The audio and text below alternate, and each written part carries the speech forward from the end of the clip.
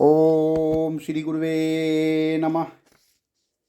ओम शांति ही शांति ही शांति ही।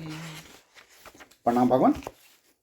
भगवान एक सत्संग मुंडक उपनिषद प्रवचन श्री स्वामी अखंडानंद सरस्वती जी महाराज द्वारा विरचित मुंडक सुधा से प्रवचन नंबर 25 मंत्र नंबर 5 से 9 तक ब्रह्म ज्ञान के सहकारी साधन एपिसोड नंबर 4 लेते हैं। भगवान स्वामी जी बताते हैं कि तो नाम होता है मोहन सोहन। बोले ब्रह्म नहीं समझ सकते। बोले लक्षणा करो। लक्षणा भी नहीं होती। तब लक्षार्थ जो दोनों है गंगा और तट का संबंध ज्ञात होवे तब गंगा पद का अर्थ तट होगा। लक्षणा तो तब होगी जब अभिध्येय से संबद्ध वस्तु का ज्ञान होवे। तो लक्षणा कहाँ से होगी? तो बोले कि गुणी कि उसमें गुण ही नहीं है। अच्छा, तो किसी भी इंद्रिय से देखो, नहीं देख सकते। अच्छा, तपस्या से देखो। बोले तपस्या की वहाँ तक पहुँची नहीं है। तपस्या सब कुछ प्राप्त करा सकती है, लेकिन न किसी इंद्रिय से परमात्मा मिलेगा और तपस्या से परमात्मा नहीं मिलेगा। तो वैदिक अग्निहोत्र करो, उससे मिलेगा कि न कर्मणा, कर्म से भी नहीं मिलेगा। तब परमात्मा मिलेगा कैसे? यह देखो बात बताते हैं।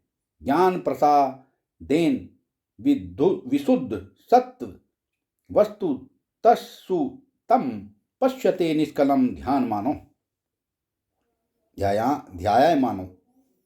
शंकराचार्य भगवान ने ज्ञान प्रसादेन का एक अर्थ किया है, आपको बताते हैं। यहाँ तत्वमसि आदि महावाक्य जन्य ज्ञान का प्रसाद अर्थ नहीं है। बड़ा विचित्र अर्थ किया उन्होंने। वह कहते हैं ज्ञान तो सबके पास है और ज्ञान से आत्मा जाना जा सकता है, लेकिन तुम्हारे ज्ञान की दशा क्या हो गई है? दुर्दशा कर दिया भाई। शीशा तो अपने घर में था जिसमें अपना मुंह देख सकते थे, लेकिन शीशे पर तो धूल पड़ी हुई है, मैल जमी हुई है। शीशे को कभी पहुंचा ही नहीं। शीशा तो तुम्हारे पास है, तो महाराज यह मैल क्या लग गई? बोले बाह्य विषय राग आदि दोष कलु शीतम प्रसन्नम शुद्धम सन न अब बोधयति। तुम्हारे ज्ञान रूपी शीशा पर संसार के विषयों का जो रोग है उसका रंग चढ़ गया है। शीशे पर जब रंग चढ़ गया तो अपना आपा साफ उसमें कैसे दिखाई पड़े? बाह्य विषयों का राग ही दोष है और इससे शीशा मैला हो गया, निर्मल नहीं रहा, अशुद्ध हो गया। इसलिए नित्यम सन्निहितम अपि आत्म तत्वम मलावंध मीवादर्शम विलु लित्मिव सलिलम। तो दृष्टांत दिया कि क्या?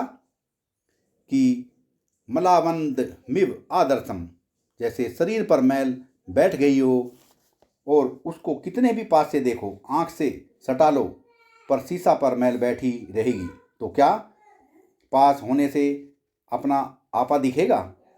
यह मल दोष का उदाहरण हुआ कि हमारे ज्ञान रूपी शीशे में मल का दोष है। वह मल दोष क्या है? कि विषय राग, विषय का राग ही दोष है। और विलु लित्मिव सलिलम, पानी जोर से बह रहा है, पानी जोर से बहा जा रहा हो तो क्या उसमें अपना चेहरा दिखेगा? यह विक्षेप दोष हुआ।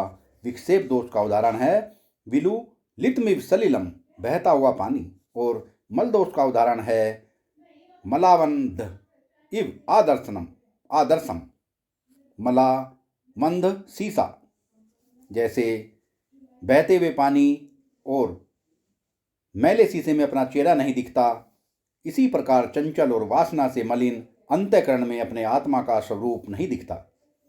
तो जब ज्ञान की चंचलता, यह जानो यह जानो यह जानो, न गुरु में निष्ठा, न मंत्र में निष्ठा, न इष्ट में निष्ठा, मन तो चंचल हो रहा है। महाराज मैं अमृतसर गया था, थोड़े ही दिन रहा, लेकिन लोगों ने कहा महाराज एक बात का ध्यान रखना, यहाँ कोई मंत्र लेने के लिए आवे, दीक्षा लेने के लिए आवे तो जल्दी से मत देना। क्यों? बोले कि यहाँ का यह रिवाज है, जो महात्मा चतुर्मास करता है उससे लोग मंत्र ले लेते हैं और जब वह चला जाता है, दूसरा महात्मा जाता है तो फिर उससे ले लेते हैं, तीसरा आवे तो तीसरे से ले लेते हैं। इनकी न गुरु में निष्ठा है, न मंत्र में निष्ठा है, न इष्ट में निष्ठा है। तो निष्ठा नहीं होगी तो वस्तु का ग्रहण कैसे होगा? तो एक तो संसार विषय का राग, दूसरे चित्त की चंचलता, इन दोनों ने ज्ञान के शीशों को मलिन बना दिया है। तो पहले अपने ज्ञान को शुद्ध करो। विषय का राग और चंचलता अपने ज्ञान में से निकाल दो। ज्ञान को एक आकार दो, तो ज्ञान को निराकार रखो, पर निराकार न रहे तो एक आकार तो दो। तो इस ज्ञान प्रसाद से क्या होता है कि अंतःकरण शुद्ध हो जाता है, और अंतःकरण शुद्ध हो जाए तो देखो, ज्ञान प्रसाद से विशुद्ध अंतःकरण हो करके ब्रह्म दर्शन के योग्य हो जाता है। अब इसके बाद निष्कल का ध्यान करो। निष्कलम ततस्तु पश्यते निष्कलम ध्यायमानो। आप गीता में पढ़ते हो, ध्यानेनात्मनि पश्यन्ति केचिद् आत्मानमात्मना अन्ये साख्येन योगेन कर्म योगेन च परे। ध्यान करो। अच्छा, तो ध्यान और निधिध्यासन में थोड़ा फर्क है, आपको बताते हैं। निधिध्यासन में जो स है, ध्यासन में यह है तो ध्यान ही, लेकिन इसमें एक स बढ़ गया है। ध्यासन दिध्यासा, जिज्ञासा जैसे होती है ना, ज्ञान और जिज्ञासा, ऐसे ध्यान और दिध्यासा और नि उपसर्ग है।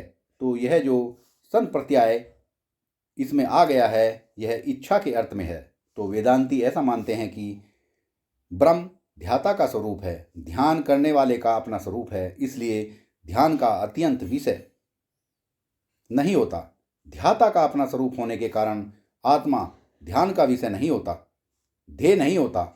आत्मा का कल्पित रूप ही ध्येय हो सकता है, आत्मा का असली रूप ध्येय नहीं हो सकता, क्योंकि वह तो ध्याता का स्वरूप है। तो वेदांतियों ने ध्यातत्व शब्द का प्रयोग आत्मा के लिए नहीं किया।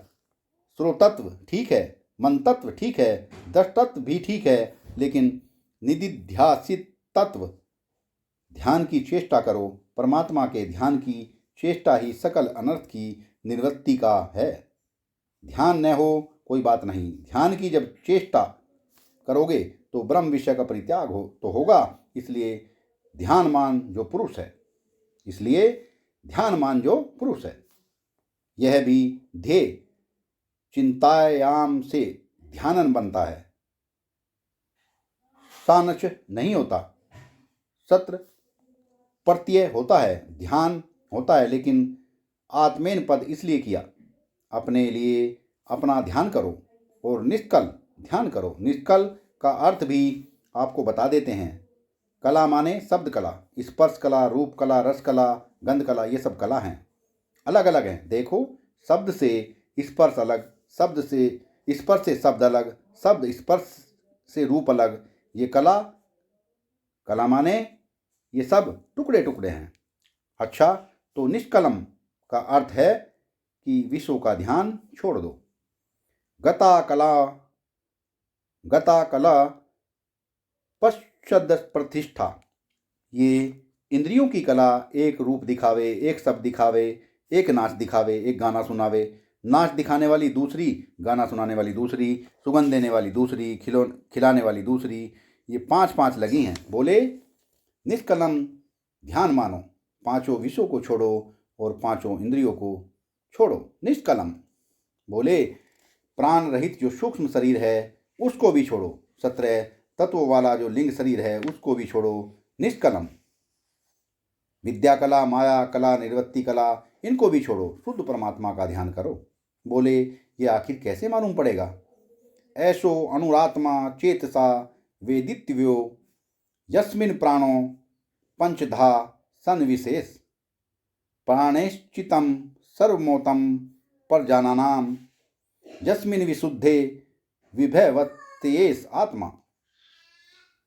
ऐसो अनुरात्मा, यह अनोर्णियाम महतो महीयान, छोटे से छोटा और बड़े से बड़ा, यह जो अद्य आत्म तत्व है, इसको कैसे जानना? बोले चेतसा, विशुद्ध ज्ञान से इसको जानो। चेतस माने विशुद्ध ज्ञान, केवल ज्ञान। बोले अच्छा, क्या ध्यान करना? बोले यस्मिन प्राणो पंचधा सन्विशेष सन्विवेश, जिस शरीर में ये प्राण अपान व्यान समान उदान, जिस शरीर में ये प्राण अपान व्यान समान उदान, ये 5 प्राण रहते हैं, और जिसमें ये 5 ज्ञानेंद्रियाँ रहती हैं, जिसमें 5 कर्मेंद्रियाँ रहती हैं, 5 कर्मेंद्रिय वाले, 5 ज्ञानेंद्रिय वाले, 5 प्राण वाले इस शरीर के भीतर ही परमात्मा का ध्यान करना। प्राणेश्चितम सर्वमोतम प्रजनानाम। तो देखो, यह इंद्रियों से चित्त मिल गया है सारी जनता का, तो चित्त की इंद्रियों से और इंद्रियक विषयों से अलग कर लो, और जहाँ चित्त इंद्रिय वृत्ति और ऐनिंद्रियक विषय से जुदा हुआ, वहाँ यह आत्मा जो है यह प्रकाशते विभवती माने प्रकाशते, यह आत्मा प्रकाशित हो जाता है। स्वेनात्मना विभवती आत्मनाम प्रकाशयति, अपने आत्मा को यह प्रकाशित कर देता है। बस अंतःकरण से विषय को और विषय वासनाओं को दूर हटाओ, और विषय इंद्रिय और प्राण के जो भेद हैं उनको छोड़कर अपने स्वरूप में स्थित हो जाओ। अब यह परमात्मा की प्राप्ति का उपाय बता रहे हैं। इसके बाद अब बहुत बढ़िया प्रसंग है, बड़ा मधुर। अब ब्रह्म का निरूपण कम है, ब्रह्म ज्ञानी का निरूपण ज़्यादा, तो बड़ा मीठा, बड़ा मधुर। सत्संग को विराम देते हैं भगवान, आगे का सत्संग कर लेंगे। प्रणाम भगवान।